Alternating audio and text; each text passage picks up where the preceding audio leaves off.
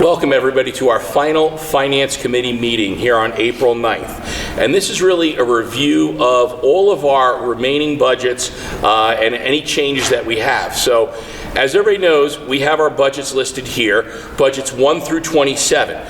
What we want to let you know is there's no substantive changes in any of our budgets other than budget 24, which is where we're going to jump to, and then I'm going to turn it over to Mr. Witherow to explain those changes.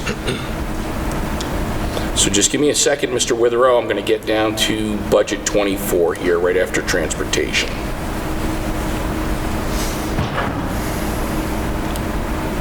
There we go. Great. So I'll turn it over to you.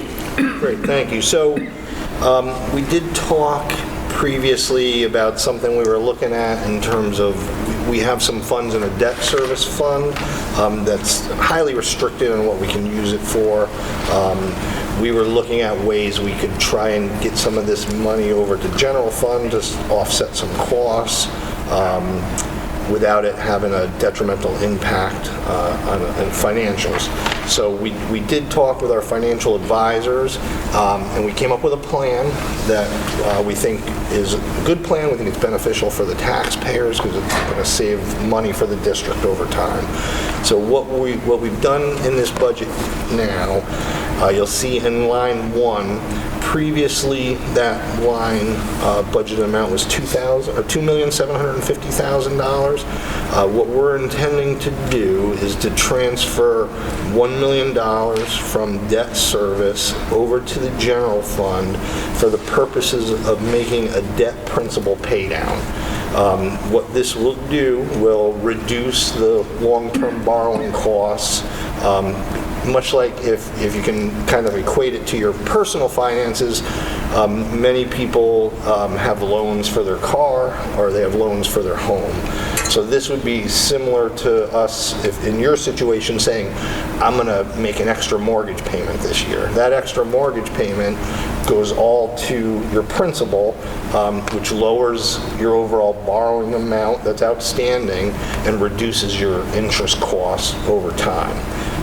So this is a way that we can get the money from debt service to the general fund in a way that's beneficial to the taxpayers. It'll help us long term, it'll lower the interest costs long term, and ultimately will save us money.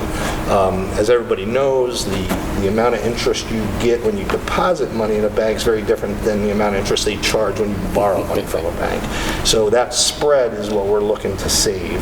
And the fact is that the money as it sits in debt service is in an interest restricted account because we're not allowed to, by law, have arbitrage where we could borrow money and then invest it and make more money in the interest than it cost us in the borrowing.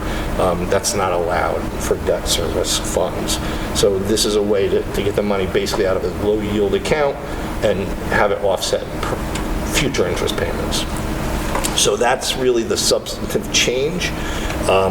What I did want to talk about back on that first sheet, sorry. That's okay, we'll go scroll right up to it for you. We'll look at the total. So right now, as we sit today, and this is pretty firm, it could, as we always say, things could change between now and the next meeting. The next meeting will be the adoption meeting, and then everything will be firm in cement. If we get anything crazy that changes, we obviously would look to make adjustments, but we don't foresee that being the case. And right now, the budget is increasing by $6,741,973 from $123,533,205 to $130,275,178. That's an increase of 5.46%. In reality, that number is overinflated. We had a couple of things we're doing in this budget that we talked about previously. I just want to recap them here so that everybody's aware. First off, the $1 million we just talked about, right? So that's an extra $1 million in expense, but the revenue's coming from debt service, so we already have that set. We also talked previously about appropriating money from the health insurance reserve to cover the gap that we have between what we budget for expected claims and the point at which our aggregate stop loss insurance would kick in. So in that case, we budgeted an additional $2 million, and really that is just a safety net, essentially. The way it works now, if we were to exceed significantly our claims expectations, which is a possibility, we go off of projections and what our consultants advise us to expect, but we have no control over this. We can't control what happens to people if they get sick, if we have expenditures that just go through the roof.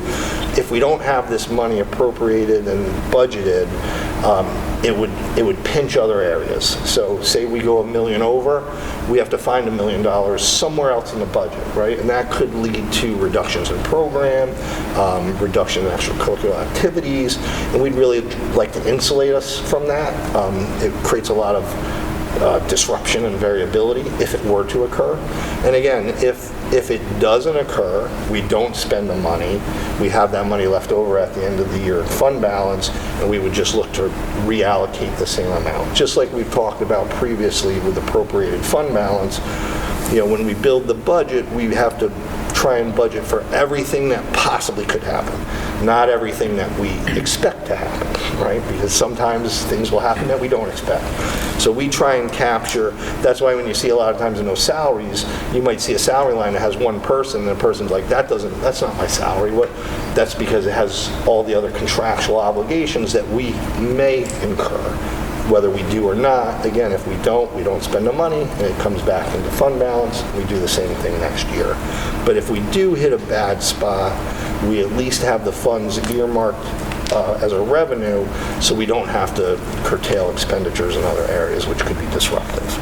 So if you were to remove the $3 million, which is kind of an artificial inflation, it's certainly nothing that's going to be put on the taxpayer's obligation.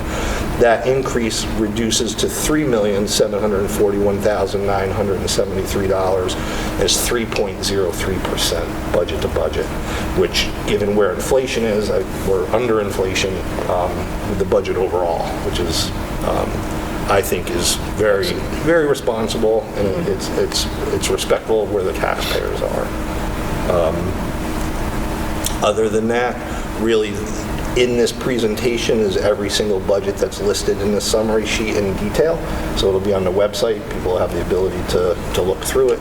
And if anybody has any questions from the public, budgetquestions@minisync.com. We're more than happy to answer any questions anybody has. Questions or comments on what we've done with Budget 24 and our insurance buffer that we've put in? No, I mean, just so it's clear, although I will always say how well you explain everything. The budget is rising 5.46%. But taxes are not rising 5.46%. Correct. There's revenue streams within our own assets that are a part of that. absolutely. Just to try to simplify even more, what you've already put in pretty simple terms, but people will just see 5.46 and you might panic, but there's nothing to panic about. And if those certain things aren't needed, they just stay put, right? Exactly. Correct, and It's a take it beautiful one budget, step I must further, say. even the 3.03 isn't that does not mean your taxes are going to go up 3%. Right, No. precisely. No. But you'll go over levy versus Yes. budget. And Absolutely. Yeah, we cover all that once we do the budget hearing, Yep. and as we go out, in the budget newsletter will be explained, and as we present to various community groups. But if anybody has any questions, it's budgetquestions@minisync.com. Yes. All right, so Mr. Witherow, I'm going to take us down to the revenue portion next, correct? Okay.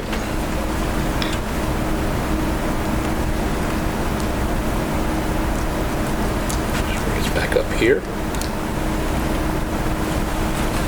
Okay, here we are on the first page.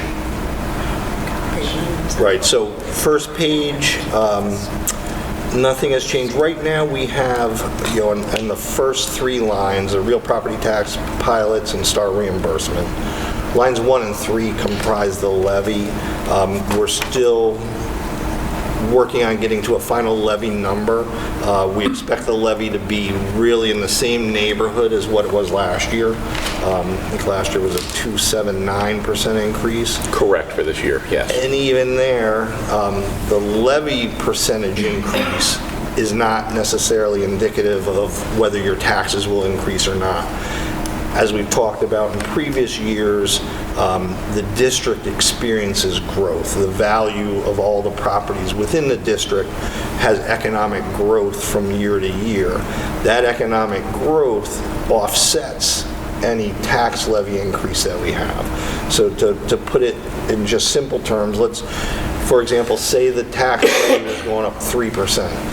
If the tax levy went up 3%, but the district experienced economic growth at 4%, everybody in theory would expect to see a reduction of their tax bill by 1%. So that growth in the value of the community, you have new homes that are built. When those new homes come in, that's a new tax revenue for the municipality. As those new tax revenues come in, it offsets the tax revenues that existing homeowners need to pay. So we try and make it, it's a difficult concept because everybody wants to pick a number and say, that's the number my taxes are going to be. But you really can't draw a direct correlation because until we get the numbers from the towns showing what the taxable assessed values are, we won't be able to determine tax rates. The tax rates are set in August, with them usually being finalized over the summer months. Now what we will do, like we do every year, and when we do it in the budget hearing and in the budget newsletter, is we'll do projections based on the historical growth rates and what we think those being applied in different scenarios, what that could impact. But I think what people have seen over the last several years is that most years there's 3 or 4 of the municipalities out of the 6 that comprise the district see their taxes go down. We've had a couple of municipalities for 2 or 3 years in a row have seen decreases in their taxes. Oftentimes, whenever there's like an anomaly that occurs, it has nothing to do with what the school district is doing, but it's what's happening within the town for their equalization rates. So again, and that's for people who have done no significant capital improvements to their property. If our tax levy stayed at a 0 and you added a garage, put an addition on and a pool and redid your driveway, your taxes are going up regardless, right? Because your taxable assessed value increases. And that's based on the assessor and what they assess for your value of your home. So we would expect by the adoption date, we'll have the final tax levy increase finalized, and then we'll know what that number is. But again, we do expect it to be right in the neighborhood of where it was last year. Okay, Other than that, on that page first 2. page, not much to look at. Everything's remained the same as previous. And again, too, on that page 1, we don't have the final budget from the state yet, right? So it was due April 1st. They've said it's going to be late. It's late. It's after April 1st. Historically, we've seen a little bit better numbers come from the final budget versus what the governor's proposal had been. So we might not get that number until after the budget's adopted, right? But again, we don't. The vote isn't on the revenue side of it. So if the numbers come in better, we'll back some numbers off in other areas where we've been more aggressive potentially. And then looking at the second page. There we go. So at the second page, when you look down towards the bottom, you can see what we're talking about. So the second to last number on the green column, 145,543, that's money that's transferring in from the health insurance reserve. So that's money coming in to help offset that increase in $2 million. We also have in there interfund transfers, 5031, the second to bottom number on the left-hand column. If you look all the way across there, that number right now is set at $1,276,000. So that, again, is money that we're transferring over, $1 million of that being the $1 million that we're paying on the debt service. So we do have money that we're pulling from our internal kind of savings accounts, if you would, to help defray the impact to the taxpayer and to help save money over the long term with that change in the debt service budget. Below that, we have various reserves every year. You can see historically what's in the white columns over to the green column. We appropriate reserves. Again, because we budget for everything that we think could possibly happen, knowing that not everything is. And the same philosophy applies here, that if we don't need to spend that money, it's left over at the end of the year, it goes back into the reserves, and we reappropriate for the following year. It's kind of an insurance buffer, so to speak, just to help us avoid disruption to the educational program if some unforeseen circumstance occurs. And then, Finally, I'll move to the last page. so the last page, we just provided a picture of the simple tax cap calculation. I know this is a little bit blurry, there's a little bit of problem blowing it up to get to this presentation, but if anybody was interested in seeing a cleaner copy, they could email me at budgetquestions@munising.com. I could send it to you directly, or you could just log into the New York State Office of the State Comptroller, and if you wanted to Google it, you put NYS OSC tax cap formula, and this will pop right up for you. It'll give you a very clean picture. But it is a little convoluted. There's capital levy exemptions, the exemption from last year, the exemption from next year, pilots impact everything, allowable growth factors. So we will, in the next meeting, once we adopt the budget and we have the presentation, that's going to be the same presentation we do for the budget hearing, we'll provide a detail of the calculation for the 26-27 tax cap. And I think that's it. That Unless is there are all we questions. have, unless there's any other questions from our Finance Committee regarding our budget.